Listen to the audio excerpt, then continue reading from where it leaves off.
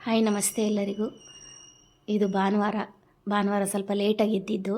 ಭಾನುವಾರ ಅಂದ್ರೇ ಹಾಗೆ ಎಲ್ಲರೂ ಲೇಸಿಯಾಗಿ ಲೇಟಾಗಿ ಎದ್ದೇಳೋದು. ಹಾಗೆ ಎದ್ದಿದ್ದಾಯಿತು. ಮತ್ತು ಎದ್ದಿದ ತಕ್ಷಣ ಫಸ್ಟು ಕ್ಲೀನಿಂಗು ಬಟ್ಟೆ ಶುರು ಮಾಡ್ಕೊಂಡಿದ್ದೀನಿ.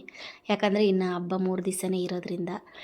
ಹಬ್ಬ ಯಾವಾಗೂ ವಾರಕ್ಕೊಂದ್ಸರಿ ನಾನು ಸಾಮಾನ್ಯವಾಗಿ ಕ್ಲೀನ್ ಮಾಡ್ಕೊಳ್ತಾ ಇರ್ತೀನಿ. ಕಿಟಕಿ ಬಾಗಿಲೆಲ್ಲ ಒರೆಸ್ಕೊಳ್ಳೋದು, ಮತ್ತು ಡಬ್ಬಗಳು, ನಾವು ಸ್ಟೋರೇಜ್ದು ಬಾಕ್ಸ್ಗಳೆಲ್ಲ ಕ್ಲೀನ್ ಮಾಡ್ತಾನೆ ಇರ್ತೀನಿ. ಆದರೂ ಹಬ್ಬ ಅಂದರೆ ಏನೋ ವಿಶೇಷವಾಗಿ ಮತ್ತೊಂದು ಸರಿ ಮಾಡ್ಕೊಳ್ತೀವಿ ನಾವು ಲೇಡೀಸ್ ಎಲ್ಲ, ಅದೇ ಥರ ಅಲ್ವ. ಹಾಗಾಗಿ ನಾನು ಇವತ್ತು ಸ್ವಲ್ಪ ಎದ್ದಿದ ತಕ್ಷಣ ಕಾಫಿ ಕುಡಿದ್ಬಿಟ್ಟು ಮಗನಿಗೆ ಹೇಳಿದೆ. ಅವನು ಸ್ವಲ್ಪ ಹೆಲ್ಪ್ ಮಾಡಿಕೊಡ್ತಾ ಇದ್ದಾನೆ. ಇಬ್ಬರು ಸೇರಿ ಸ್ವಲ್ಪ ಕ್ಲೀನಿಂಗ್ ಶುರು ಮಾಡ್ಕೊಂಡಿದ್ದೀವಿ. ಇನ್ನು ತಿಂಡಿ ಏನೂ ಆಗಲಿಲ್ಲ. 11 ಗಂಟೆ ಮೇಲೆ ಆಗಿಬಿಟ್ಟಿದೆ, 11:30 ಆ ಥರ ಆಗಿದೆ. ಸರಿ, ಅವನು ಹೋಟ್ಲಲ್ಲಿ ಹೋಗಿ ಇಡ್ಲಿ ತೊಗೊಂಬಂದ್ಬಿಡ್ತೀನಮ್ಮ ಅಂತ ಅಂದ. ನನಗೇನೋ ಹೋಟ್ಲು ತಿಂಡಿ ಅಷ್ಟು ಇಷ್ಟ ಆಗಲ್ಲ. ಬೇಡ ಇರಪ್ಪ, ಮನೇಲೇ ಮಾಡ್ತೀನಿ ಅಂತ ಹೇಳಿದೆ. ಯಾಕಂದರೆ ಇವಾಗೆಲ್ಲ ನೋಡ್ತಾ ಇರೋ ಪ್ರಕಾರ ಆ ಹೋಟ್ಲುಗಳಲ್ಲಿ ತಿನ್ನೋದಕ್ಕೆ ಭಯ ಆಗುತ್ತೆ. ಯಾವತ್ತದು ಇಟ್ಟಿರ್ತಾರೆ, ಏನೇನೋ ಹಾಕ್ತಾರೆ, ಯಾವ್ಯಾವ ಕೈಯಲ್ಲೋ ಮಾಡ್ತಾರೆ. ಆದರೂ ಏನಾದರೂ ಇದಿಲ್ಲ, ಏನೋ ಹುಷಾರೇ ಇಲ್ಲ ಎಲ್ಲೋ ಟ್ರಾವೆಲ್ ಮಾಡ್ತಾಯಿದ್ದೀವಿ ಅನ್ನೋವಾಗ ತಿಂತೀವಿ. ಅದೇ ಕೆಲಸವಾಗಿ ಮನೇಲಿದ್ದಾಗೂ ಹೋಟ್ಲು ತಿಂಡಿ ಬೇಕು ಅಂತ ಏನು ನಾವು ಅಂದ್ಕೊಳ್ಳೋದಿಲ್ಲ. ಎಷ್ಟೇ ಕಷ್ಟ ಆದರೂ ಏನೋ ಒಂದು ಮಾಡಿಬಿಡ್ತೀನಿ ನಾನು ತಿಂಡಿ. ಸರಿಯಾಗಿ ಒಂದು ಸ್ವಲ್ಪ ಲೇಟ್ ಆದರೂ ಪರವಾಗಿಲ್ಲ, ಮನೇಲೇ ಮಾಡ್ತೀನಿ ಅಂತ ಹೇಳಿದ್ದೀನಿ. ಸರಿ, ಒಂದು 12 ಗಂಟೆ ಆಯಿತು. ಅಷ್ಟೊತ್ತಿಗೆ ಏನು ಮಾಡೋದಂತ ಯೋಚನೆ ಮಾಡ್ಕೊಳ್ತಾ ಇರುವಾಗ ಪೂರಿ ಪಲ್ಯ ಮಾಡೋಣ ಅಂದ್ಕೊಂಡು. ಯಾಕಂದರೆ ಮಾಮೂಲಿ ದಿನದಲ್ಲಿ ನನ್ನ ಮಗ ಪೂರಿ ಪಲ್ಯ ಬೇಡ ಅಂತಾನೆ, ಕೆಲಸಕ್ಕೆ ತೊಗೊಂಡೋಗೋಕ್ಕೂ ಆಗೋದಿಲ್ಲ. ಮತ್ತು ತಿಂದ್ಬಿಟ್ಟು ಹೋದ್ರೂ ಒಂಥರ ಅನ್ನಿಸ್ತಾ ಇರ್ತೈತೆ, ನನಗೆ ಬೇಡ ಎಣ್ಣೆದು ಅಂತ ಹೇಳ್ದ. ಅವನು ಸ್ವಲ್ಪ ಮೆಟ್ಲೆಲ್ಲ ಕ್ಲೀನ್ ಮಾಡ್ತಾ ಇರ್ತೀನಮ್ಮ, ನೀನು ಹೋಗಿ ತಿಂಡಿ ಮಾಡು ಅಂತ ಹೇಳ್ದ.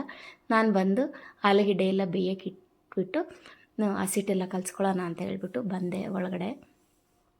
ಇನ್ನೂ ಹೊರಗಡೆ ಕೆಲಸ ತುಂಬ ಇದೆ. ಬಟ್ಟೆ ಎಲ್ಲ ಒಗೆದಿರೋದು ಹಾರಾಕಬೇಕು.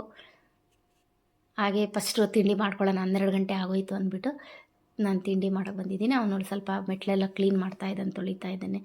ಇನ್ನು ಸ್ವಲ್ಪ ಮಳೆ ಬರೋವರೆಗೂ ಧೂಳು ಜಾಸ್ತಿ. ಹಾಗಾಗಿ ನೋಡಿ, ಸಿಲಿಂಡ್ರೆಲ್ಲ ಎತ್ಕೊಂಬಂದು ಒಳಗಡೆ ಇಟ್ಕೊಂಡು ಕೆಳಗಡೆನೇ ಇಟ್ಟಿದ್ದು, ಕಲೆಕ್ಷನ್ ಕೆಳಗಡೆನೇ ಕೊಟ್ಟಿದ್ದೀವಿ. ನಾವಿನ್ನೂ ಅದಕ್ಕೆ ಬಾಕ್ಸ್ ಎಲ್ಲ ಮಾಡಿಸಿಲ್ಲ. ಮತ್ತು ಗೇಟು ನಮ್ಮದು ಫುಲ್ ಇಲ್ಲ, ಅರ್ಧಕ್ಕೆ ಇರೋದು. ಎಲ್ಲ ಕಳ್ತನ ಜಾಸ್ತಿ ಆಗಿದೆ, ಸಿಲಿಂಡ್ರದ್ದು ಕಳ್ತನ. ಹಾಗಾಗಿ ಬೈಕೆ ಸಿಲಿಂಡ್ರುಗಳು ಎಲ್ಲ ಎತ್ಕೊಂಡು ಬಂದು ಮೇಲೆ ಇಟ್ಕೊಂಡ್ಬಿಟ್ಟಿದ್ದೀವಿ. ಸರಿ, ಪೂರಿಗೆ ಹಸಿಟ್ಟು ಕಲಿಸ್ಬಿಟ್ಟು ಆಮೇಲೆ ಆಲೂಗಡ್ಡೆ ಪಲ್ಯಕ್ಕೆ ಎಲ್ಲ ಹಚ್ಕೊಳ್ಳೋಣ ಅಂತ ಹೇಳ್ಬಿಟ್ಟು ಪೂರಿಗೆಲ್ಲ ಹಸಿಟ್ಟು ಕಲಿಸ್ತಾ ಇದ್ದೀನಿ. ಭಾನುವಾರ ಏನು ನಮಗೆ ತಿಂಡಿನೇ ಬೇಕು ಅಂತ ಅನಿಸಲ್ಲ. ಮಧ್ಯಾಹ್ನವರೆಗಾದರೂ ಸುಮ್ಮನೆ ಇದ್ಬಿಡ್ತೀವಿ, 1-2 ಸರಿ ಕಾಫಿ ಆದರೂ ಕುಡ್ಕೊಂಡ್ಬಿಡ್ತೀವಿ. ಹಾಗಾಗಿ ಇವತ್ತು ಕ್ಲೀನಿಂಗು ಇದ್ದಿದ್ದರಿಂದ ಏನು ನಮಗೆ ಬೇಕು ಅನ್ನಿಸ್ಲಿಲ್ಲ ಬೇಗ ತಿಂಡಿ. ಸರಿ, ಆಲೂಗಡ್ಡೆ ಪಲ್ಯ ಇಟ್ಟಕ್ಕೆ ಬಾಣಲಿ ಇಟ್ಬಿಟ್ಟು ಅದು ರೆಡಿ ಆಗ್ತಾಯಿದೆ. ಆಲೂಗಡ್ಡೆ ಪಲ್ಯ ಒಂದು ಕಡೆ. ಮತ್ತು ಸಂಜೆ ಮಾರ್ಕೆಟ್ಗೆ ಹೋಗೋದಿದೆ. ಹೂವು ಎಲ್ಲ ಇವತ್ತೇ ತಂದಿಟ್ಕೊಬೇಕು. ಮತ್ತು ನಾಳೆ ಒಂದು ದಿವಸ ಬಿಟ್ಟರೆ ನಾಡ್ದಿಂದನೂ ಮತ್ತು ಹೋಗಿ ತರೋಕ್ಕಾಗಲ್ಲ. ನಾವು ಅಂದರೆ ಸ್ವಲ್ಪ ದೂರನೇ ಹೋಗಬೇಕು ಹೂವು ತರೋದಕ್ಕೆ. ನನಗೆ ಹಾಗೆ ಕಟ್ಟಿರೋದೆಲ್ಲ ತಂದು ಹಾಕಿದ್ರೆ ತೃಪ್ತಿನೇ ಆಗಲ್ಲ. ನಾನೇ ತಂದು ಸ್ವಲ್ಪ ಕಟ್ಟಿ ಸ್ವಲ್ಪ ಜಾಸ್ತಿ, ಹಬ್ಬದ ದಿವಸ ಆದರೂ ಸ್ವಲ್ಪ ಜಾಸ್ತಿ ಹಾಕೋಣ ಅಂತ ಹಾಕಿದ್ರೆ ಖುಷಿ ಆಗುತ್ತೆ. ನಾವು ಕೊಂಡ್ಕೊಂಡು ಬಂದರೆ ಅಷ್ಟೊಂದು ತೃಪ್ತಿಯಾಗಿ ಹಾಕೋಕ್ಕಾಗೋದಿಲ್ಲ. ಹಾಗಾಗಿ ವಿಶೇಷ ದಿನಗಳಲ್ಲೆಲ್ಲ ನಾನು ತಂದು ಕಟ್ಟಿನೇ ಹಾಕೋದು. ಸಾಮಾನ್ಯದಿಂದಲೂ ನಾವು ತಂದು ಇಟ್ಕೊಂಡ್ಬಿಡ್ತೀವಿ. ಹೋಗಿ 1 kg 2 kg ತಂದು ಇಟ್ಕೊಂಡು ಡೈಲಿ ಇಡೋದರಿಂದ ಒಂದೊಂದು ಇಟ್ಕೊಂಡು ಪೂಜೆ ಮಾಡ್ತೀವಿ. ಹಬ್ಬ ವಾರ ನಾವು ಶನಿವಾರ ಮಾಡೋದು, ವಾರ ದಿನದ ಮಾತ್ರ ಕಟ್ಟಿ ಸ್ವಲ್ಪ ಜಾಸ್ತಿ ಹಾಕಿದ್ರೆ ಸಂತೋಷ ಆಗುತ್ತೆ. ಹಾಗಾಗಿ ಮಾರ್ಕೆಟ್ಗೂ ಹೋಗೋದಿದೆ, ತರಕಾರಿ ಹೂವು ಎಲ್ಲ ತರೋದಿದೆ. ಹಬ್ಬ ಅಂತ ಅಂದರೆ ಎಷ್ಟು ದಿವ್ಸಕ್ಕೆ ಮುಂಚೆಯಿಂದ ತಯಾರಿ ಮಾಡ್ಕೊಳ್ತೀವಿ ನಾವು. ನೋಡ್ರಿ, ಎಷ್ಟು ನಮಗೆ ಖುಷಿ ನಮ್ಮ ಹಬ್ಬಗಳು ಬಂತು ಅಂತ ಅಂದರೆ. ಒಂದು 10 ದಿವಸ ಮುಂಚೆಯಿಂದನೇ, 15 ದಿವಸ ಮುಂಚೆಯಿಂದನೇ ಶುರು ಮಾಡ್ಕೊಳ್ಳೋದು. ಬಟ್ಟೆಗಳು ತಂದುಕೊಳ್ಳೋದು, ಹೊಸ ಬಟ್ಟೆಗಳು, ಸಂಭ್ರಮ ಅಂದರೆ ಅಷ್ಟು ಸಂಭ್ರಮ ನಮಗೆ ನಮ್ಮ ಹಬ್ಬಗಳು ಬರ್ತಾ ಇದೆ ಅಂತ ಅಂದರೆ. ಪ್ರತಿಯೊಂದು ಹಬ್ಬಕ್ಕೂ ಅಷ್ಟೇ ಆದ್ಯತೆ ಕೊಟ್ಟು ಅಷ್ಟೇ ಸಂಭ್ರಮ ಮಾಡ್ತೀವಲ್ವ.